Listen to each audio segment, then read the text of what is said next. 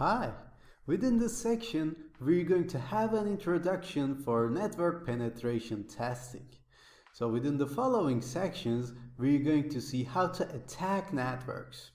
For example, we're learning to crack the passwords of wireless networks. And after that, we're going to be connected to that network and we're going to see how to attack the computers on the same network. So within the few following section, we're going to focus on inside network attacks. And within this section, you're going to be needing a Wi-Fi USB card. And I will show you how to find one and how to get one which is compatible with Kali Linux. And if you don't want to get it because you will be buying some stuff, I will show you what to do, don't worry. You will only need this USB Wi-Fi card for section 6, 7 and 8. Later on, we won't need this thing.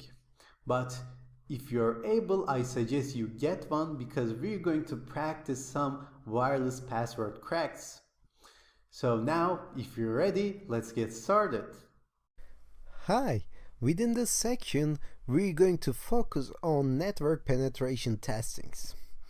So what is a network penetration test? So we're going to focus on network attacks. So we're going to attack on routers and we're going to attack on computers that are connected to that router. So we're going to learn about attacks that are specific to networks. So we have three main sections in this subject. Okay, we have pre-network connection, and we will try to connect to that network. After that, when we are connected, we're going to see post-network connection attacks. And before we try to connect to the network, we're going to see how we can set up our computer in order to be ready for attacking to the networks. Because in the second part of the subject, we're going to try and break the passwords of the routers.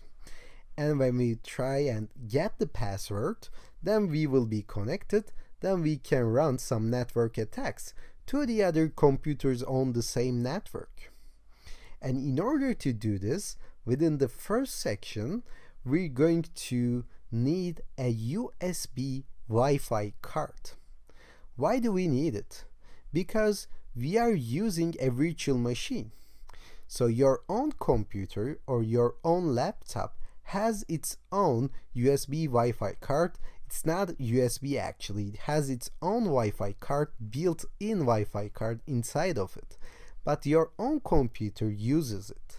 So we're going to need another one, a USB Wi-Fi card, external Wi-Fi card that we can use with our virtual machine. And don't worry, I'm going to show you how to get it and how to install it, and this is actually optional. So this is something that you will have to buy, okay? And if you don't want to spend money at this time, then you're welcome to not buy it. And if you choose not to buy it, it will affect your practices on section 6, 7 and 8. From the section 9, you will start practicing all the attacks again, and you will do that up until the very end, section 40. But in the section 6, 7 and 8, you will need a USB Wi-Fi card. So this is purely optional. If you want to buy it, I will show you how to buy it. If you want to install it, I will show you how to install it.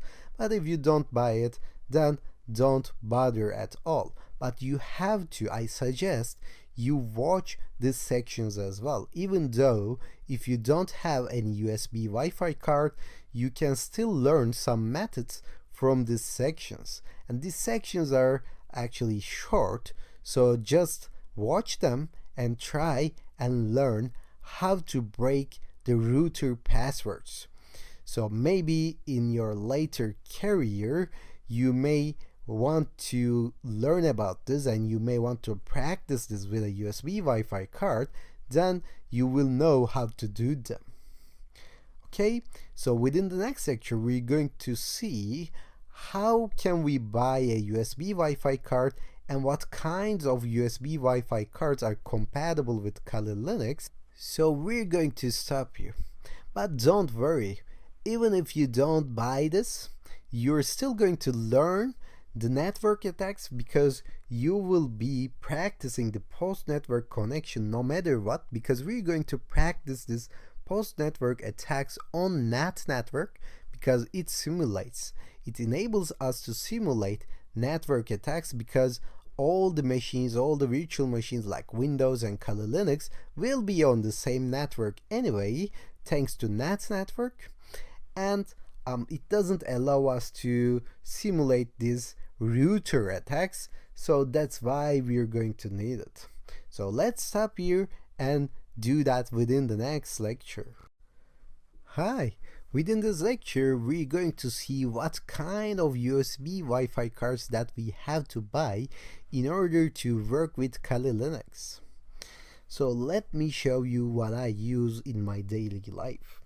So I use this Alpha AWUS 036NH USB Wi-Fi card, and as you can see, this is around $40 right now. So it's in Amazon.com. So you can find USB Wi-Fi cards in regular websites like Amazon, eBay, Alibaba, and other general e-commerce websites as well.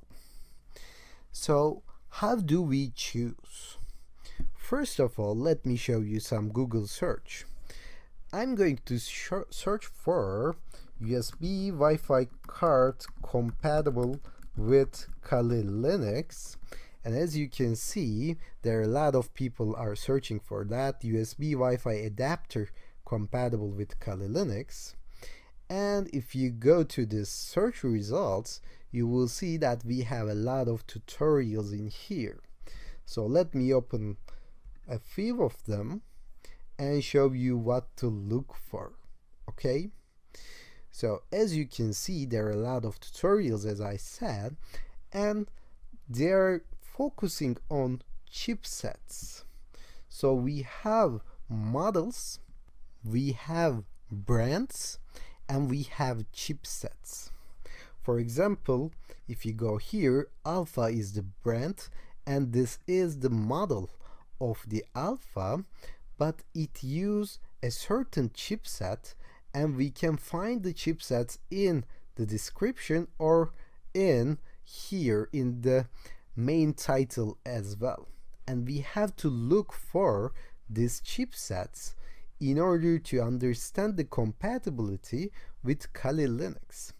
As you can see, you can find an Atheros, you can find a Relink, and you can find a Realtek, but only with these versions. Okay, so versions actually matter. So if you find some Relink with RT3070, then it's okay, but if you find something like 3071, it might not work on Kali Linux. And let me give you one more clue to look for when you try to choose your own USB Wi-Fi card. You have to look for if it supports packet injection and monitor mode. So most of the times, if it is compatible with Kali Linux, it will support monitor mode and packet injection. But sometimes they don't work, so you have to be careful. Don't worry, I'm speaking something very vague, I know. I'm going to include a list later on of the versions that are actually working in a way that we want to.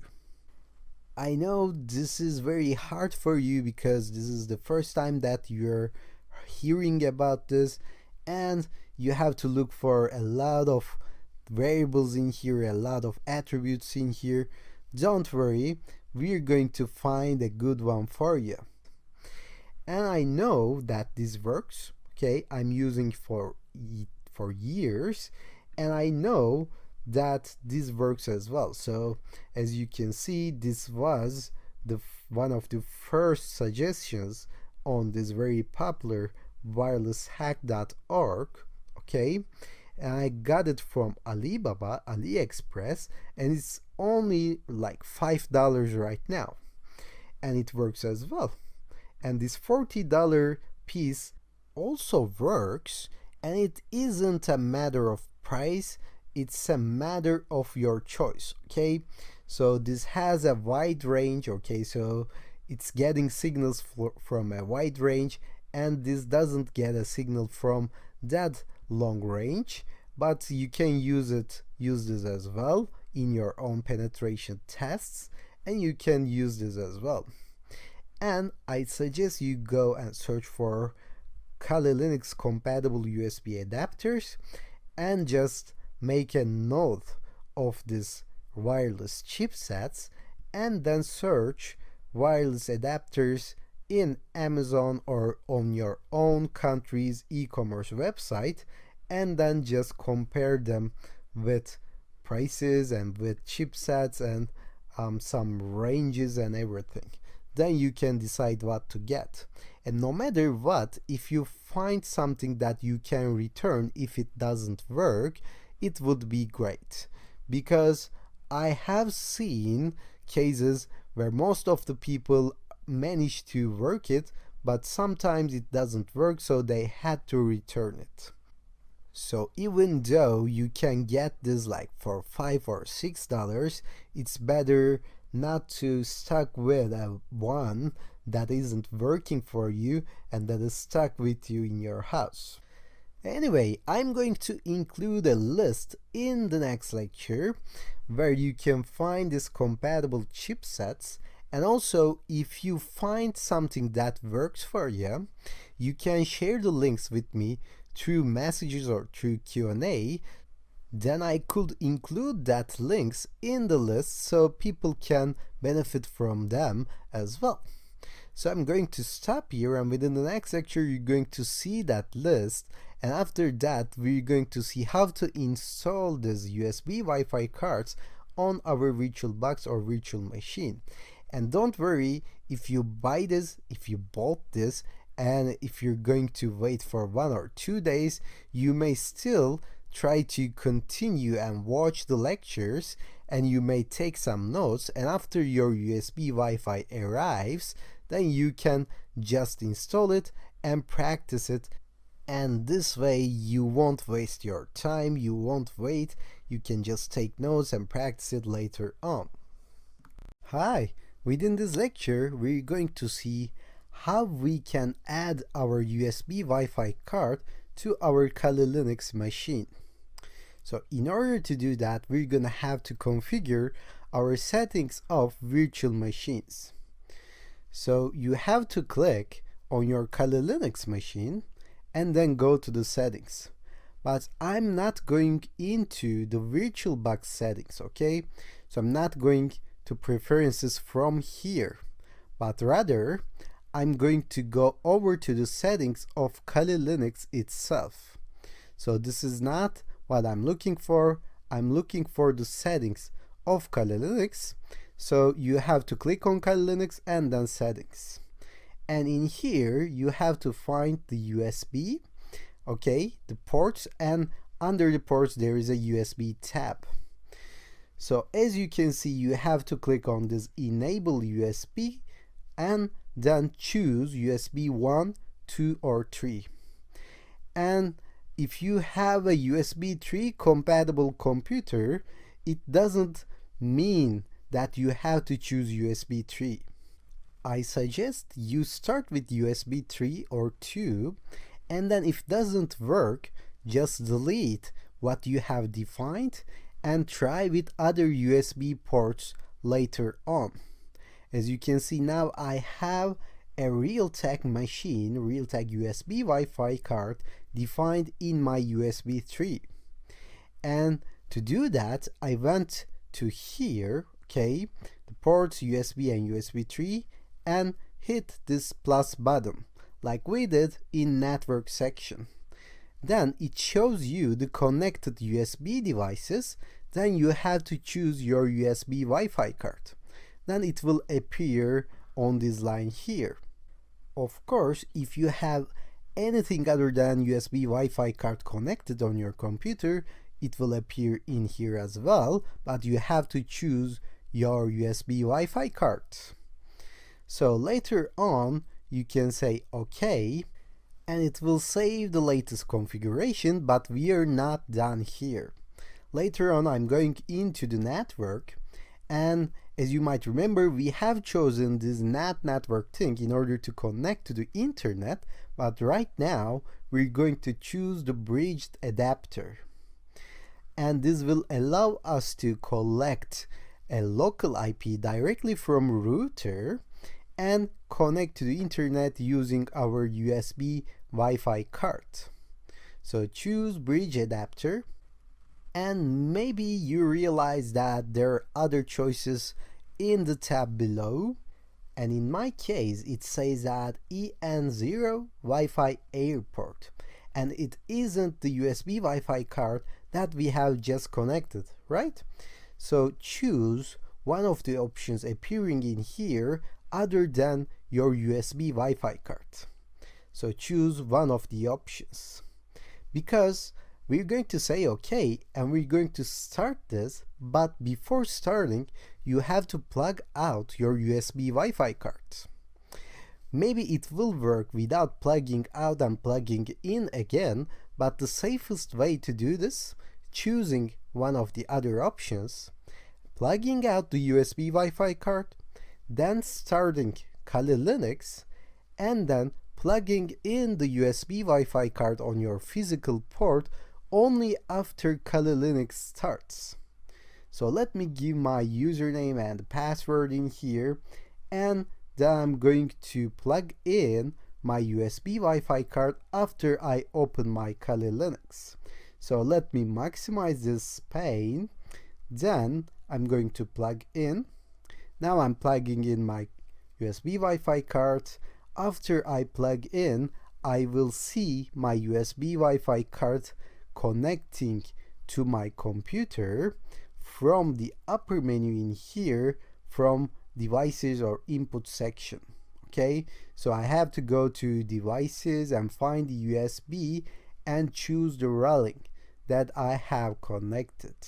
Now the USB Wi-Fi card is connected to my machine. But before we continue, let me say that in some cases students had to choose their own USB Wi-Fi card from the menu that we have discussed previously, and then start the virtual machine without plugging out and plugging in the USB Wi-Fi card one more time. So there isn't a guaranteed way, but I suggest you try this way and then try the other way if it doesn't work.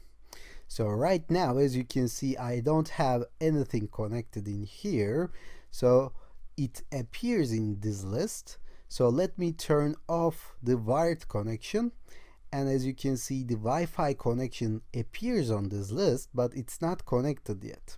In order to confirm this, let me try to ping google.com, and as you can see, we cannot ping google.com. And if I go to Wi-Fi here and say select network, and then choose the network that I want to connect to, and in my case this is the Pulp Fiction. Of course you have to choose your own wireless network and then connect it with your router password, and if I hit connect, then it will connect. Hopefully, let's see if we can connect to the internet. Now as you can see, it's connected and my router name appears in here. Now let me try to ping google.com one more time and see if that works. Now as you can see, I can connect to the internet, in fact. So let me try and go to my browser and really try to browse the internet and see if we got any internet connection. And I believe we have this. Yeah, as you can see, now I'm connected to the internet. Okay, last thing to see is the ifconfig result. So let me clear this and try to run ifconfig. Maybe you remember that before we got only the ETH0 in here as an interface. Now when I run ifconfig, it shows the ETH0, but we don't have any local IP in here, so it's not connected. Okay, I disabled it, and I have this WLAN O, which is my wireless card. Now I have this local IP 192.168.126. So this is the IP that router has assigned me. So I don't have anything going on in here. I only have connection in my WLAN O. So maybe you can come across some kinds of problems in this lecture. I'm going to include a manual after this course for common problems and solutions, but I suggest you try with other ports, USB 1, 2, 3, and I suggest you try with other options under the bridge adapter, and then if you cannot solve it, of course you have to go through the manual. So let's stop here and move on to that solution manual in the next lecture. Hi, within this lecture we're going to learn a concept called MAC address and how to change it. Before we go on, of course we have to learn what is a MAC address and why do we need to change it. And it's written like this, MAC. So this is media access control, okay? So this allows us to communicate within network. So every interface has its own MAC address. If you run ifconfig, you will see this result in here. So we see our local IP and we have this value in here starting with ether. So this is assigned us by our Wi-Fi card manufacturer. So this is actually a hardware property. It's assigned us by our producer, and actually it cannot be changed really, but we can try to change and we can try to make it look like another value. And why do we need that? Because when we deal with network attacks, you can easily be identified by your local IP number and your MAC address. So of course they cannot see your actual name or something from local IP or your MAC address, but since local IPs change in every router and every setup, it is some variable, okay? It is changeable, but MAC address stays the same every time. So it can be some way to track down hackers. So ethical hackers and non-ethical hackers as well might want to change their MAC address when they deal with network attacks. So this is like changing your public IP when you deal with network penetration in the web, and when you deal with network attacks within inside network, you have to change your MAC address. And since this is a hardware property, there is no actual way to change the physical MAC address, but we can spoof, we can make our MAC address look like another by using some tools. And there is a tool called MAC Changer. We're going to see how to use it in this lecture, and later on in the Python section we're going to see how to write this tool as well. So first I'm going to run this command, ifconfig WLAN O down. This will bring my WLAN O down, okay? So this will turn off so I can run MAC Changer. So if you do MAC Changer -- help, it will display the current documentation for you. As you can see, it gives you some specifications in order to use this MAC Changer tool. It gives you the details, it gives you the values that you can use with this tool. So we can use all of them and we can use any of them alone by itself.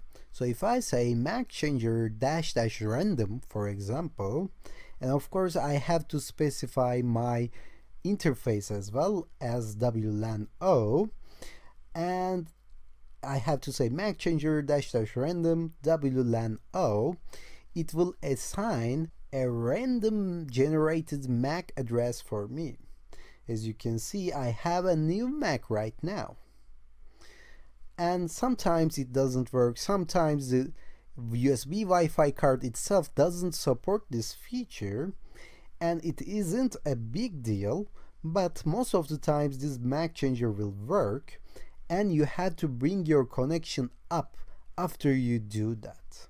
So you have to run ifconfig wlan o up. So if I say ifconfig right now, as you can see, I have this new ether value in here, and this is the MAC address that MAC changer has assigned to me. So sometimes after you do that, you have to run service network manager restart in order to gain connection, or sometimes you have to close down the Kali Linux and open it from the beginning. But I'm telling all of this to you just to make you comfortable. If you get any errors, don't worry, there are solutions to that. Just Google it first, and if you cannot find it, you can always ask in the Q&A section, then I will find an alternative solution for you and we will work it out together. So let's stop here. And within the next lecture, we're going to discuss some new features of our USB Wi-Fi cards. Hi, maybe you remember that we had discussed the monitor mode and the packet injection capabilities when we talked about the Kali Linux compatible USB Wi-Fi cards. But we didn't talk about what they are doing, so we're going to learn about them in this lecture. So packet injection actually allows us to inject packets, inject data into the router, and we're going to use it later on in our WEP cracking section. Okay, so you're going to understand exactly what I'm talking about when we deal with WEP encryption attacks. Okay, but we're going to focus on monitor mode right now, because we're going to spend so much time in monitor mode when we try to gather information, when we try to capture packets going on inside the network without being connected to it. Yes, monitor modes lets us collect information from a network without having to be connected to it. Okay, so we are trying to decrypt the password. We are trying to capture the password of a router in this case. Okay, so we don't know the password of the router and we're going to crack it. But before we do that, we can still gather data, we can still capture the packets going on within this network with monitor mode. So we have to enable monitor mode, and we have to listen for coming and going connections, coming and going packets. So we're going to use monitor mode just for that reason. And actually we cannot connect to the internet with monitor mode. We cannot connect to any router. We cannot connect to any network with monitor mode. We can only sniff data. We can only sniff packets with monitor mode. We use managed mode, and managed mode is actually a regular usage of our USB Wi-Fi card. We can connect to the network, we can connect to some router, of course if we know the password, if we can capture the password, and we can go to the internet, we can just try to steal data from other computers that are on the same network. So before we go on and connect to that network, we're going to use the monitor mode.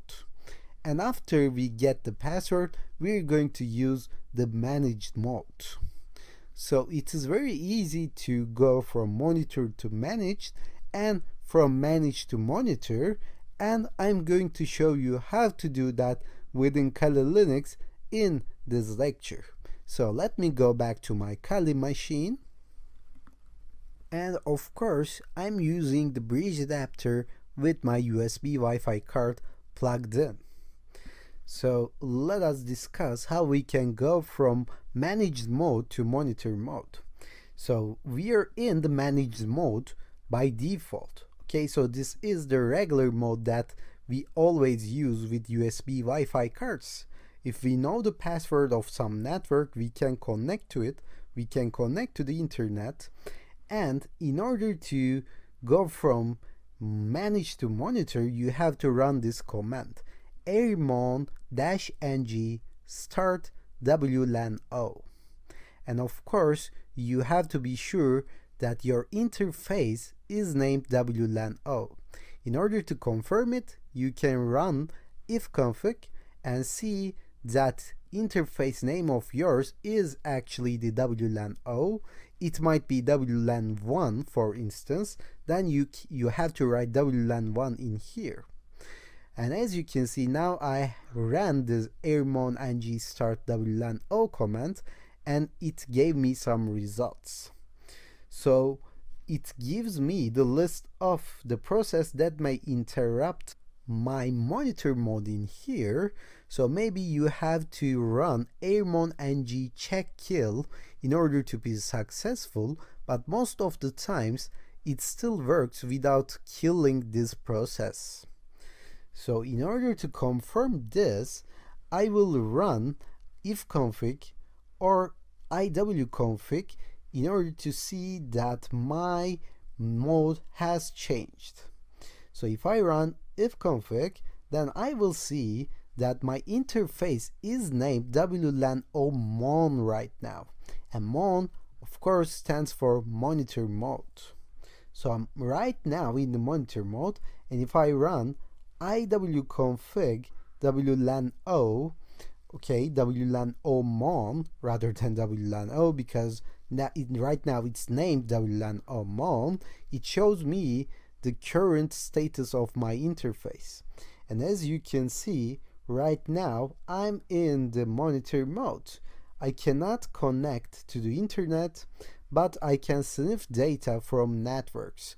And we're going to see how to do that in the next lecture, but for right now, let me run airmon-ng stop WLAN-O mon in order to go from monitor mode to the managed mode. Right now it says it can't not be found, so I have to run this with dash, of course. airmon-ng stop WLAN-O mon worked for me. Now if I say ifconfig, then I will see that WLAN-O is back at this moment. And if I run iwconfig WLAN-O, then I will see my mode is now managed. So I managed to go from monitor to managed and vice versa.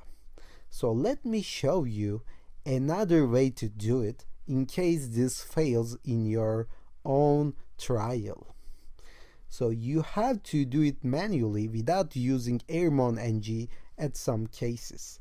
And in order to do that, first you have to run ifconfig WLAN-O down in order to bring down your connection. Then you're going to say iwconfig WLAN-O mod monitor, okay? And this will manually put your mode into monitor. Then you can just say ifconfig WLAN-O up, and this will bring up your connection. Then if you say iwconfig WLAN-O, then you can see your mode is right now in monitor. And in this case, you may have to run service network manager restart like you did in the previous lecture, but sometimes it isn't necessary. So we have seen two ways to go from managed to monitor and go back vice versa. Okay, of course you can run ifconfig WLAN-O mod managed to manually go back to the managed mode, in this case like this, and it will still work.